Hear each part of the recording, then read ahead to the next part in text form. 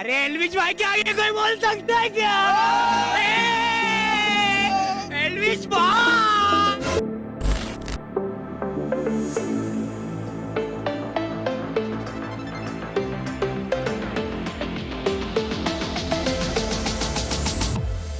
नमस्कार दोस्तों, welcome back to legal scoop by Aman Kathuria.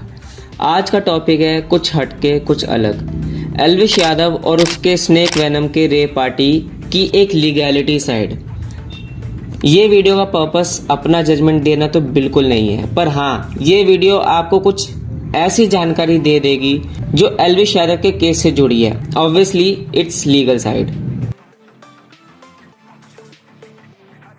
चलिए सबसे पहले बात करते हैं कि आप ये वीडियो देख क्यों रहे हैं, इस वीडियो का मोटिव क्या है। सबसे पहला, इस वीडियो में आपको stages of a criminal trial, legal provision जो इस केस से जुड़े हैं, रेप पार्टीज क्या होती है और ये इंडिया में लीगल है या नहीं, और इस केस पर लगे आरोप से कैसे बचा जाए। यदि आप पर ऐसे चार्जेस लगे हैं तो आप उन चार्जेस से कैसे बच सकते हैं, ये सब हम इस वीडियो में सीखेंगे। सबसे पहले थोड़ा केस के बारे में समझ लेते हैं कि आखिर ये केस है क्या। मैं बात करने जा रहा हूँ फैक्ट्स ऑफ द केस की। ये केस शुरू होता है एक स्टिंग ऑपरेशन से, जो कि एक सोची समझी साजिश होती है मेनका गांधी के एक एनजीओ का एक जो कार्यकर्ता था उसके द्वारा, जिसका नाम है गौरव गुप्ता, जो कि रन करता है PFA people for animal organization. 9 snakes police ने बरामद करे, जिनमें से 5 कोबरा, 1 रैटल स्नेक और 20 ml का वेनम मिला। वेनम का यूज रेप पार्टी में जनरली उसके कंज्यूमर को हाई रहने में हेल्प करता है, या यूं कहो तो थोड़ा नशे में रहने में हेल्प करता है। वेनम और ब्लड जब मिक्स होता है तो ये 3 एलिमेंट का रिएक्शन होता है। पहला सेरोटोनिन, ब्रैडिकिनिन एंड पेप्टाइड्स। ये 3 जब ब्लड के साथ मिक्स होते हैं तो बॉडी में थोड़ा हिप्नोटिक्स और एक हवा में उड़ने जैसा कुछ फील होने लगता है। मेनका गांधी ने आरोप लगाया कि ये एक ग्रेड 1 क्राइम है और एल्विश यादव और उसकी रेप पार्टी के अगेंस्ट एक सख्त कार्रवाई होनी चाहिए। इस जानकारी से आगे जाने का मतलब है इस केस पर अपनी जजमेंट देना, और जजमेंट देने का काम मेरा नहीं है, एक जज का है, और वो ये वीडियो देख रहे हैं। बात करते हैं इसके लीगल साइड की। सबसे पहले जानते हैं क्रिमिनल ट्रायल के क्या स्टेजेस होते हैं। देखिए, कोई भी केस शुरू जब होता है उसके कुछ स्टेजेस होते हैं। ध्यान दीजिएगा, स्टेजेस ऑफ क्रिमिनल ट्रायल बताने जा रहा हूँ। स्टेज 1 पहले FIR होती है। स्टेज 2 में इंटेरोगेशन होती है। स्टेज 3 में चार्जशीट जो कोर्ट में फाइल होती है वो तैयार करी जाती है। स्टेज 4 में कोर्ट केस और अक्यूज उनको बुलाया जाता है। स्टेज 5 में जजमेंट पास होती है। चलिए बात करते हैं अब उन सेक्शंस की जो एल्विश यादव और उसकी रेप पार्टी शामिल थे उन पर लगाए गए हैं। पहला सेक्शन जो बहुत ही हीनियस है और बहुत ही खतरनाक है वो है सेक्शन 120B ऑफ IPC। दोस्तों, IPC का सेक्शन 120B जहां क्रिमिनल कॉन्स्पिरेसी का जिक्र करा जाता है, ये कहता है कि अगर 2 या 2 से ज्यादा लोग मिलकर किसी गलत काम का प्लान बनाते हैं तो सबको सजा हो सकती है, जो भी उस क्रिमिनल कॉन्स्पिरेसी में इन्वॉल्व है। हमारे सिनेरियो में अगर किसी पार्टी में सांप के वेनम की इलीगल सेल या यूज का प्लान था तो ये सेक्शन अप्लाई हो सकता है। याद रखो, सिर्फ प्लान के नॉलेज से भी आप अकाउंटेबल हो सकते हो, एक्टिव पार्टिसिपेशन की जरूरत नहीं है। दूसरा सेक्शन जो है यहाँ पे वो है section 9 of wild life protection act. अब बात करते हैं वाइल्ड लाइफ प्रोटेक्शन एक्ट के सेक्शन 9 की, जो वाइल्ड एनिमल्स की हंटिंग को लेकर है। ये सेक्शन क्लियर करती है कि कोई भी प्रोटेक्टेड स्पीसीज को हंट करना या मारने की कोशिश करना बिल्कुल मना है।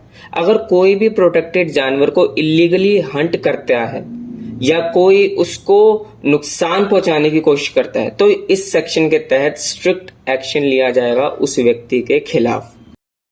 अब बात करते हैं section 39 of wild life protection act, जो एल्विश यादव पर लगा है। इस सेक्शन के तहत एक स्पेसिफाइड वाइल्ड एनिमल्स या उनके पार्ट्स की पोजेशन, सेल या ट्रांसपोर्टेशन को लेकर ये सेक्शन लागू करा जाता है। ये इलीगल है कि बिना सही ऑथराइजेशन के प्रोटेक्टेड स्पीसीज या उनके पार्ट्स को पोजेस या ट्रेड करना।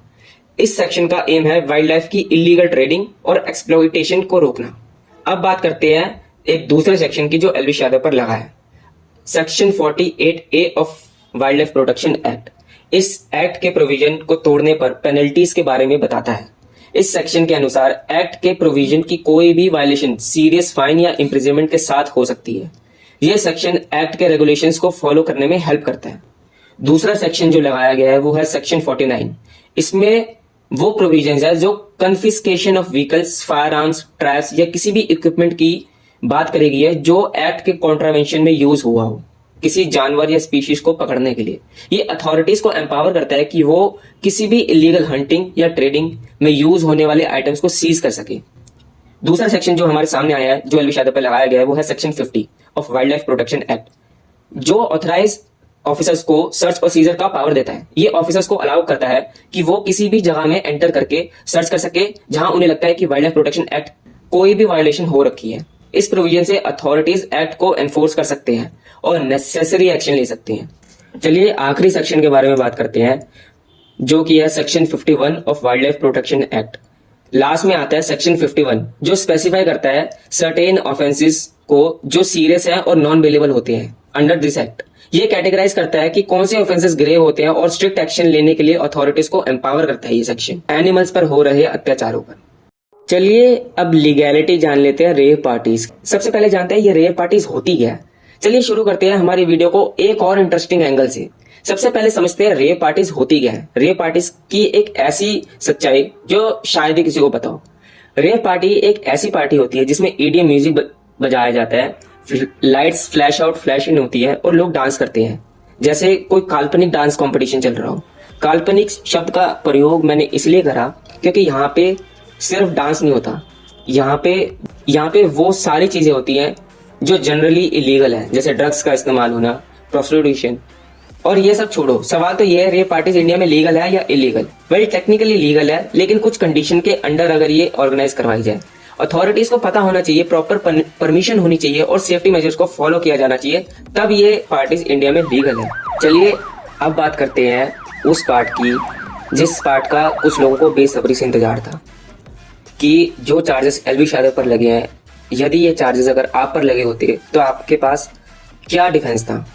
वेल एलवी शादव ने जो डिफेंस यहाँ पे यूज करा है वो यूज करा है प्ली ऑफ एलिबाई, जो कि कहता है मैं उस जगह था ही नहीं जहां पर ये कांड हुआ। एलवी शादव की इस वीडियो में उसने बोला था कि मैं यहाँ पे शूट पर था या फिर मैं कहीं और था, मैं यहाँ था, मैं वहां था। साफ साफ इसको लीगल भाषा में कहते हैं LV Yadav is using plea of alibi. दोस्तों वीडियो को एंड करते हुए मैं आपसे यही कहना चाहूंगा कि हमेशा याद रखें, जब तक आप लीगल बाउंड्रीज में हैं एंजॉय करना बिल्कुल अलाउड है। और अब हम मिलेंगे आपसे एक अगली वीडियो में, जो कि ऐसे ही एंटरटेनमेंट, ज्ञान और थोड़ा सा लीगल साइड को हम थोड़ा सा खरीदने की कोशिश करेंगे। मैं मिलता हूँ आपसे लीगल स्कूप के अगले बेहतरीन वीडियो में। तब तक बने रहिए, चैनल को सब्सक्राइब कर दीजिएगा, लाइक कर दीजिएगा और शेयर करना ना भूलिएगा। मैं मिलता हूँ आपसे अगली वीडियो में, तब तक के लिए जय हिंद।